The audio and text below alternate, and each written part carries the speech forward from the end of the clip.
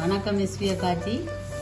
இன்றைக்கு நாங்கள் மரவள்ளி கிழங்குல வடை செய்ய போகிறோம். மரவள்ளி கிழங்கு இப்படி எல்லாம் தோல் எல்லாம் தீவி அவிச்சு எடுத்து வச்சிருக்கிறோம். இந்த நரம்பு எல்லாம் இருக்கு, அந்த நரம்பு எல்லாத்தையும் இப்படி எடுத்து போட்டு சின்ன வெங்காயம், பச்சை மிளகாய், பூடு எல்லாம் போட்டு வடை செய்ய போகிறோம். வாங்க பார்ப்போம்.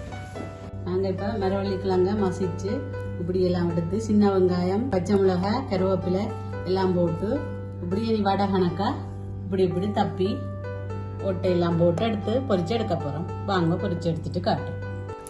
இப்போ நாங்கள் வடை பொரிக்கிறதுக்கு எண்ணெய் விட்டு இருக்கிறோம். எண்ணெய் சூடாகட்டும், வடையை போட்டு எடுப்போம்.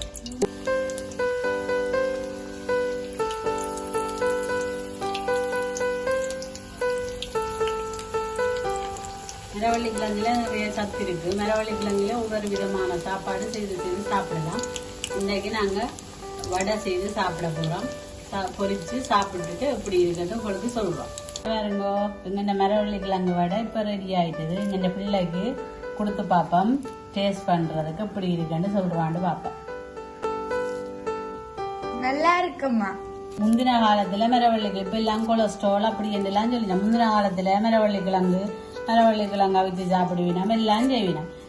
அதை சாப்பிட்டு ஒன்றுமே இல்லை, கொலஸ்ட்ரால் இல்லை, சுகர் இல்லை, ஒன்றும் இல்லை. இப்போ அந்த இந்த எல்லா வருத்தமும் எல்லாருக்கும் இப்படி எல்லாரும் செய்து முந்தின மாதிரி ஆரோக்கியமா செய்து சாப்பிடுங்க. ஒரு வருத்தமும் வராது. மீண்டும் ஒரு காணொளியில உங்களை நான் பார்க்கிறேன்.